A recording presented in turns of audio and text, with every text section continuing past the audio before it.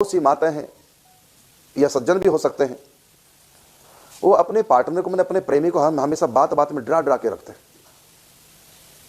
तो पति डरता है तो हाय रूठ ना जाए, हाय कलेश ना कर दे, ये ना कर दे। ये कैसा गंदा स्वभाव तुम लोगों ने बना रखा। तुम लोगों को सचमुच में झेल रहे हैं, प्यार नहीं है। चाहे स्त्री चाहे पुरुष हो, पत्नी पति को झेल रही है, पति भी पत्नी को झेल रहा है, भाई भाई को झेल रहा है, माता पिता बच्चों को झेल रहे। झेल रहे का मतलब मजबूरी में साथ रहना पड़ रहा है। इतने गंदे स्वभाव। अपनी मर्जी से कोई कुछ घर में कर ही नहीं सकता। अगर दूसरे को पता चला, मेरे भी ना पूछे कैसे कर दिया। इतना डरा डरा के रखते हैं। बहू बिना सास को पूछे सब्जी नहीं बना सकती अपनी मनपसंद। मेरे बिना पूछे क्यों बनाया, ये बनाना, ऐसा करना, ऐसा करना। अपनी मर्जी से तो सो और जग नहीं सकते। सास क्या है, ये सास की बीमारी हो गई, दमे की बीमारी। यही हाल बहुओं का। मजाल जो बहू की किसी गलती पे सास थोड़ा सा डांट दे, जरा देख तो सही, डांट के बहू को देखो तो क्या घर में कलेश हो जाता है, मायके तक फोन पहुंच जाते हैं। ये हाल है। तो सास बहू से डरती है, बहू सास से डरती है। जैसे आदमी सांप से डरता है और सांप आदमी से। आदमी डरता काट लो, इसको मार दो। सांप डरता है मुझको मारेगा, इसको काट लो, मार दो इसको। जैसे सांप और आदमी एक दूसरे से डरते रहते हैं। आजकल परिवार में हर व्यक्ति एक दूसरे से डर रहा है। तो हमने क्या किया, अपने प्रति प्यार पैदा करना था और हमने क्या कर दिया, अपने प्रति डर पैदा कर दिया। चाहे बहू, चाहे सास हो, चाहे माँ बाप हो, चाहे बच्चे हो। एक दूसरे के प्रति डर अगर पैदा करोगे तो प्यार नहीं मिलेगा। डर के मारे जो प्यार किया जाता है केवल इसलिए किया जाता है कि नहीं तो घर में क्लेश खड़ा हो जाएगा। वो प्यार का केवल नाटक चलता है। प्यार नहीं, डरते हैं हकीकत में और प्यार करते हैं नाटक में। अब तुमको नाटक वाला प्यार चाहिए क्या हकीकी? बोलो कैसा प्यार चाहिए आप लोगों को अपने परिवार का? सच्चा प्यार चाहिए ना, या तो डरा ही लो उनको या फिर प्यार ही चाह लो। इसलिए बार बार उठना भी नहीं तो पति डरता है ये रूठ जाएगी, परेशान हो जाएगी। इमोशनली टॉर्चर करने लग जाते हैं। जुबान से भले कुछ ना कहे, मुंह बना लेते हैं। यही हाल सबका, सब रिश्तों में यही हाल है। रिश्तेदार से डरता है। जब रिश्तेदार घर में आता डर लगता है हाय किसी बात से नाराज ना हो जाए। शादी में एक में कितने रिश्तेदार आते हैं। अब चाहे शादी जिसकी हो रही है वो किसको उसको संभाले, टेंट वाले को संभाले के जनरेटर को, के हलवाई को, कितना उसके पास काम होते हैं। कहां उसके पास बेचारे के पास फुर्सत। और तुम मुंह बना के बैठ जाते हो, रिश्तेदारी में जाते हो, देखो हमसे बात नहीं कर रहे हैं। अरे क्या क्या बेचारा कर रहे हो, यही देख लो। मैं अकेला यहां इतने आदमी किस किस से बात कर पाऊंगा। तो जब तक विदा ना हो जाए तब तक डरते रहते हाय किस कहीं नाराज ना हो जाए, कैसी भी दफा हो जाए यहां से। यही हाल बारातियों का। पहले महीना महीना बारात रुकती थी, फिर 7-7 दिन। हमने भी देखा जब हम बच्चे थे 3 दिन बारात रुकी। जिस बारात में मैं गया था बचपन में अपने ताऊ जी के पुत्र की, 3 दिन बारात रुकी थी। उसके बाद 2 दिन, उसके बाद 1 दिन, और अब तो 1 घंटा बस। और 1 घंटा में ही नाक में दम आ जाता है। पहले बारात विदा होती थी, लोग रोते थे, कई कई दिन बारात रहती थी। और अब तो खुश होता, अच्छे दफा हो गए, शुक्र है। पहले रिश्तेदार विदा होते थे, आते थे खुशी होती थी, और जब जाते थे तो रोते थे। और अब उल्टा है, जब आते हैं तो डर लगता है और जब जाते हैं खुशी होती है। और सबसे ज्यादा डरावना जिया जी शब्द ही देख लो। जिया जी शब्द, आगे भी जी और पीछे भी जी और बीच में जा। जी जा जी, आगे पीछे जी जी और बीच में अंदर जा, दफा हो। डरा डरा के मार खा सब ने एक दूसरे को। ऐसा नहीं होना चाहिए। तो जब बात कमियां दूर कर लो। डर मत अपने प्रति किसी के मन में पैदा करो। और लोगों को मजा आता है डराने में, कलेश करने में सुख मिलता है। रिश्तों में कोई आजाद नहीं है, सब ऐसा लगता है जैसे जेल में आ गए हैं। जब भी किसी से रिश्ता होता लगता है कि जैसे एक जेल और आ गई है, एक खतरे की घंटी और बज गई है। और आजकल मैं देख रहा हूं, लड़का हो चाहे लड़की, जब भी जिस परिवार से रिश्ता जुड़ता है समझो एक दुश्मनी का रिश्ता और जुड़ रहा है। लड़का की शादी हो चाहे लड़की की, तो जिस परिवार से पहले तो कहां शादी होती है जहां अपना विशेष प्यार हो, वो उस प्यार को कैसे निभाते थे मरते दम तक, रिश्ता जोड़ करके, बेटा बेटी का संबंध उस परिवार से जोड़ करके, विवाह करके, तो उस दोस्ती को भी विवाह में परिणित करके तो रिश्ता जीन भर कर जुड़ता था। अब उल्टा है, जिससे भी बेटा बेटी का रिश्ता जुड़ा जिस परिवार से, ये समझो हमारे दुश्मनों में एक परिवार की संख्या और बढ़ गई। ये स्थिति आ चुकी है इस कलयुग में। जिस लड़की से विवाह हुआ तो समझो घर में बहू आ गई तो एक दुश्मन हमने घर में और बुला लिया। और लड़की भी जब जाती है अपने मायके को छोड़ के जिस परिवार में जा रही है, उसको लगता है जैसे कि अब एक नई दुश्मनी शुरू हो गई है। सबकी बात नहीं कर रहा हूं, अक्सर प्राय करके देखा गया है। बहू सास से डर डर के रहती है और सास बहू से डर डर के, जैसे सांप आदमी से डरता है, आदमी सांप से डरता है। तो आदमी के हाथ में डंडा है, धीरे धीरे सांप के पास जा रहा, मारूंगा इसको, मेरे को काट ना खाए। और सांप भी धीरे धीरे एस का आकार बना रहा है, एकदम झपटना, ऐसे एस का आकार बना ले, जो ही मेरे पास आकर डसूंगा।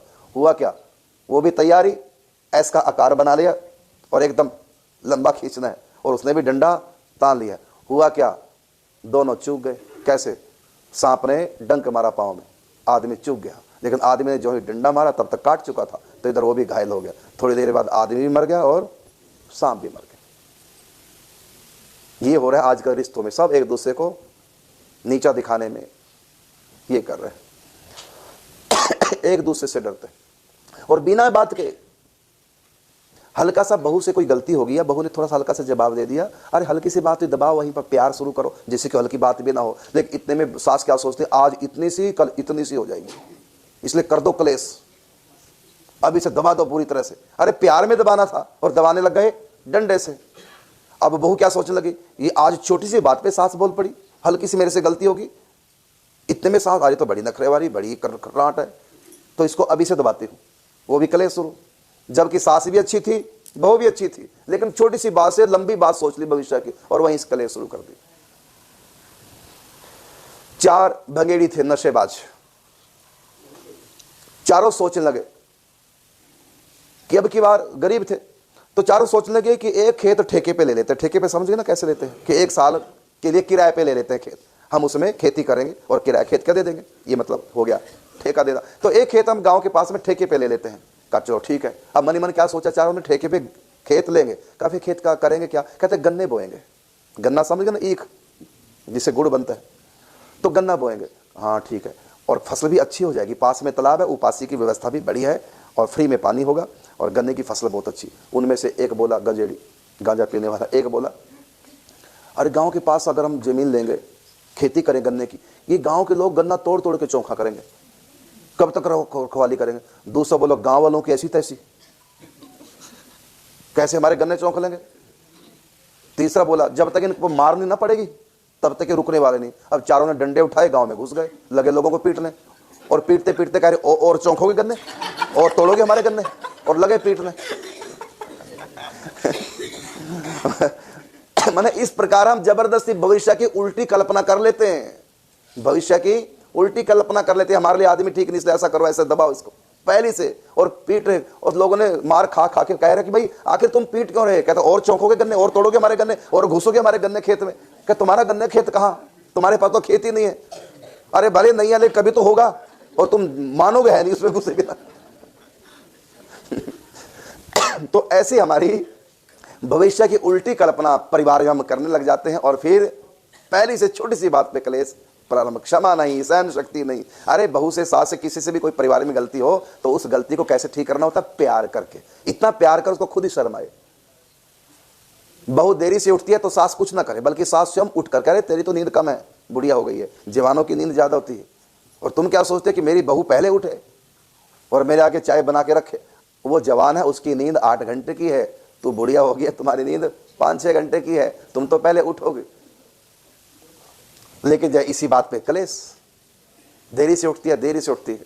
अब उसको उठना तो पड़ रहा है मजबूरी में बहू को, सास को खुश करने के लिए, लेकिन है परेशान।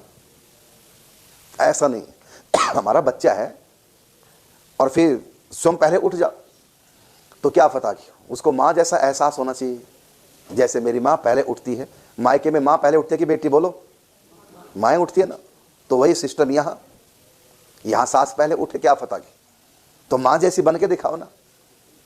अपनी मर्जी से बहू कमरे से बाहर आने दो, कोई बात नहीं, बच्चा हमारा। अगर समझाना है तो बड़े प्यार के साथ, बल्कि ऐसे समझाओ, बहू देखो आज घर में रिश्तेदार हैं तो तुम्हारी बेइज्जती ना हो, मैं पहले उठूंगी, चूल्हा चौका करूंगी, तू देरी से उठेगी तो रिश्तेदारों में जो आए घर में उनके ऊपर बुरा असर होगा। इसलिए बेटी आज रिश्तेदार आए हैं तो तुम्हारा मान बढ़े इससे, तो आज मुझसे पहले उठ करके चूल्हा चौका कर देना। इस तरह से प्यार से समझाओ।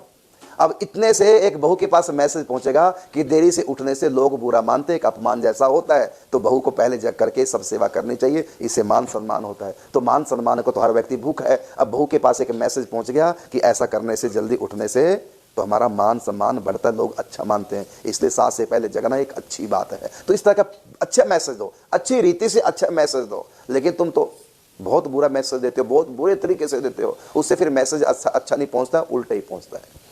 प्यार के साथ, अरे अपनी बहू है ममता लौटाओ। पहले तो माँ को, माँ बड़ी के बहू, बोलो सास बड़ी के बहू, तो बड़ा काम पहले बड़े करेंगे कि छोटे करेंगे? तो प्यार की शुरुआत कौन करेगा? पहले सास को करनी है।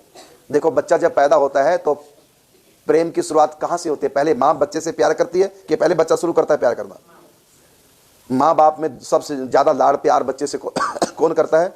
माँ। तो बच्चा भी जब बड़ा होता है, जब सीखने लग जाता है प्यार क्या है, वो फिर प्यार किससे ज्यादा करता है?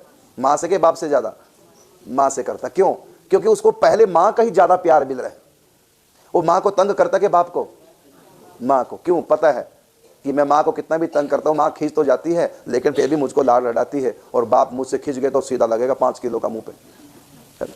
तो जैसा सामने से प्यार आएगा, बच्चा उसी ढंग से फिर व्यवहार करता है। तो शुरुआत माँ की पहले हुई। बच्चे को तो पता नहीं प्यार क्या होता है। माँ प्यार करती है, उस प्यार के बदले में माँ चाहती भी नहीं कि बच्चा प्यार करे। बच्चे को तो प्यार करना नहीं आता, उसको तो यही नहीं पता कि मेरी माँ है कौन और ये माँ होती क्या है। वो तो अभी पैदा हुआ है, लेकिन फिर भी माँ प्रेम के बदले में प्रेम की कामना न करके बस अपना प्यार लुटाती है। तो धीरे धीरे बच्चा जब समझने लग जाता है तो प्यार की भाषा समझने लग जाता है। हो प्रारंभ में नहीं बच्चा समझता। इसी प्रकार बहुएं जब घर में आती है तो प्यार की भाषा नहीं समझ पाएंगे, और तुम्हारे प्रति प्यार उनके मन में उमड़ेगा नहीं, क्योंकि तुम भी पराई हो, वो भी, तुम उनके लिए पराई हो, तुम्हारे लिए पराई। परायों को अपना कैसे बनाएंगे? तो अधिकार से नहीं, प्यार से। तो इस प्रकार शुरुआत पहले सास को ही करनी चाहिए। प्यार जताए, जब मर्जी सोए, जब मर्जी उठे। उसको ये नहीं बहू को लगना चाहिए कि मैं किसी जेल में आ गई हूं, मैं किसी बंधन में आ गई हूं। क्योंकि हर व्यक्ति को मुक्ति अच्छी लगती है। हम लोग भजन पूजा पाठ चिंतन किस लिए करते हैं? मुक्त होने के लिए। हम बंधन में हैं।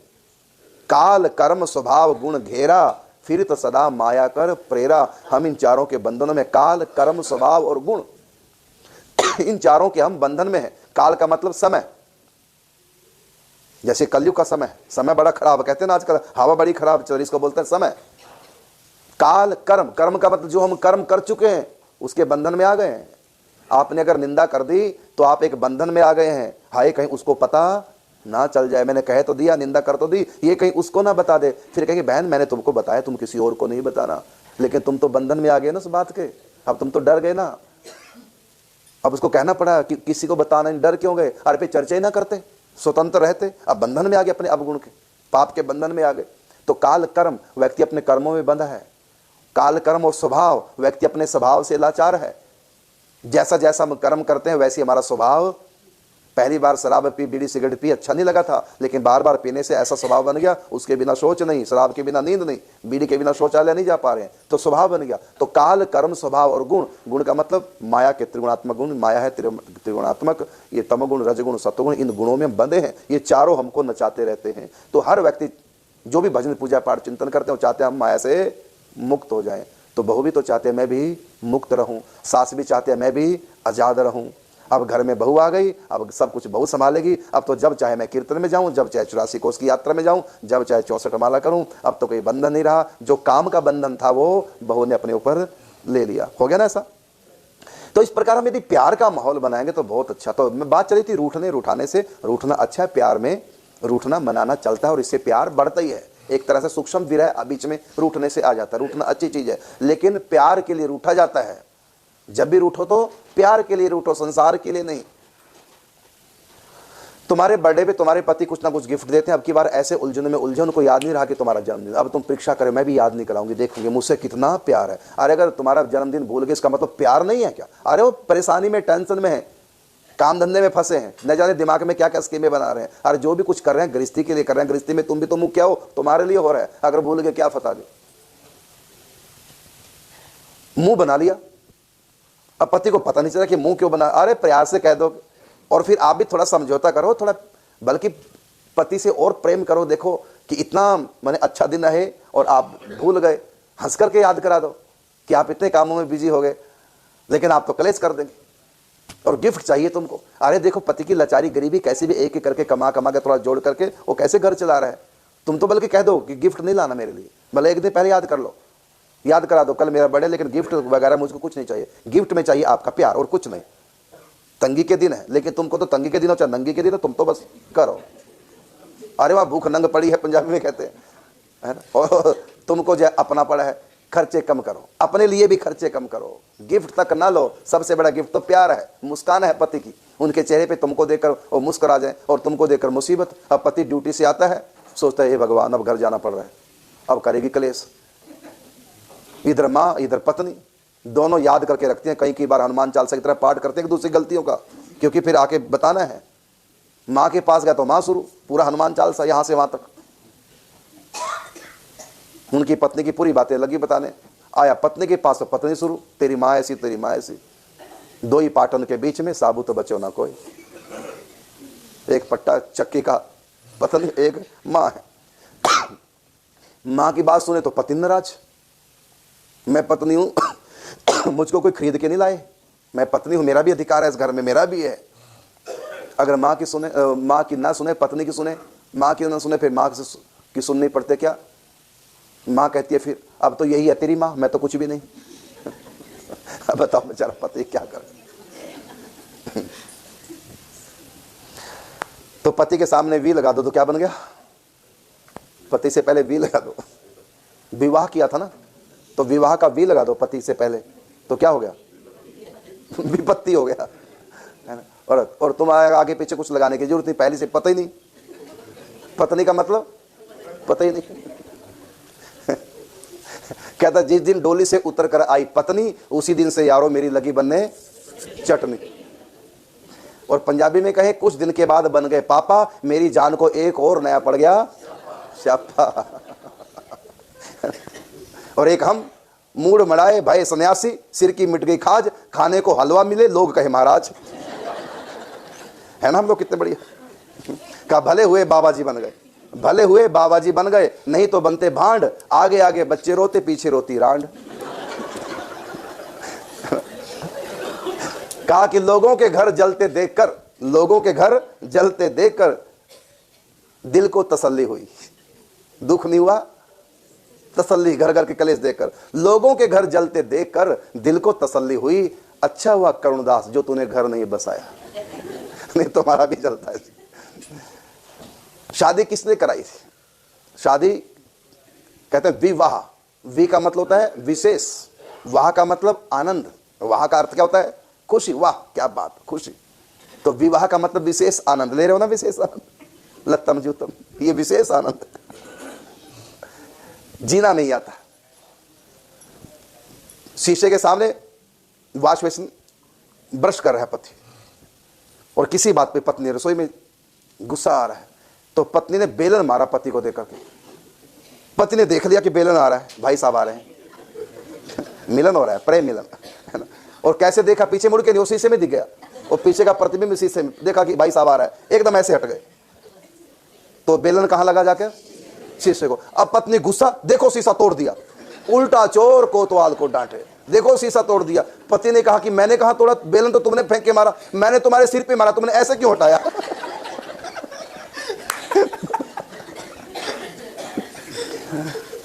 मैंने तो शीशे पे थोड़ी मारा, मैंने तुम्हारे सिर पे मारा था, तुमने सिर क्यों हटाया, शीशा तोड़ दिया मेरा, सिर फूटे तो फूट जाए, शीशा ना टूटे। उसके बाद फिर कटोरी पड़ी थी, चटनी की कटोरी मारी फेंक करके, कभी पत्नी को लग जाती, कभी चिमटा मारे फेंक करके। बेलन की बात, जो नीचे वाला होता क्या बोलते हैं उसको, चकला, तो चकला मारा फेंक कर। कभी थाली मारे पति पे फेंक कर, कभी पति को लग जाती थी, कभी पति बच जाता। अचानक संत पहुंच गए, गुरुजी पहुंच गए, और पत्नी से बोला गुरुजी को देखती, ए गुरुजी आगे, गुरुजी आगे, चुप, भोग डाल दो, पूर्णाहुति कर। गुरुजी आगे, दोनों एकदम एकदम साफ, और हंसने लगे दोनों, हाँ हाँ ही। गुरुजी ने कहा मैंने सब देख लिया, मैं कब से खड़ा था, ये क्या कर रहे थे, धड़ा उठाई सी क्या हो रहा था, ये सब, ये कबड्डी से कैसे खेल रहे थे, उधर उधर घूम रहे थे पति, ये क्या हो रहा था। चेलाराम बोले, पतिदेव बोले, गुरुजी आनंद ले रहे थे। कहा ये कौन सा आनंद, ये कैसा आनंद। पत्नी से कहा क्या कर रहे थे, कहते आनंद ले रहे थे। दोनों एकदम उल्ट गए। तो गुरुजी ने किस आनंद की व्याख्या तो करो, ये आनंद कैसा था, कैसे आनंद दोनों को आ रहा था। तो पत्नी बोली जब लग जाता था पति को, मैं जब फेंके मार, जब इनको लग जाता था मेरे को आनंद आता था। और पति कहता जब मैं बच जाता था तो मेरे को आनंद आता था। दोनों आनंद ले रहे थे। जब निशाना जब लग जाता था पति को, बेलन चिमटा जो फेंक के मार, जब इनको लगता था तो मुझको आनंद आता था। पति बोले गुरुजी जब बच जाता था कभी कभी मैं बीच में इधर उधर होकर के, तो मुझको आनंद आ जाता था। हम दोनों आनंद ले रहे हैं, इसलिए ऐसा आनंद जिसको चाहिए उसको जरूर विवाह करना चाहिए। विवाह विशेष आनंद, यह है गृहस्थी का विशेष आनंद। रौनक रहती है, रौनक, पता नहीं चलता घड़ियों का कैसे बीत जाए, ये स्थिति। और जब हम पहुंचते हैं, मिल तो जाए मौका एकांत में हमसे मिलने का, देखो तो पूरा हनुमान चाल सकता रटा पड़ा है, एक के बाद गृहस्थी की धड़ धड़ धड़ धड़ सब बोलते चली जाएंगी, ये ऐसे ये ऐसे। तो हमको जीना नहीं आता, प्रेम के लिए गृहस्थ होता है, प्रेम का जीवन जिए। सब अपने होते हैं, खून के रिश्ते होते हैं, अपने होते हैं, लेकिन नहीं जीना आता, घर घर नर्क बना रखा है।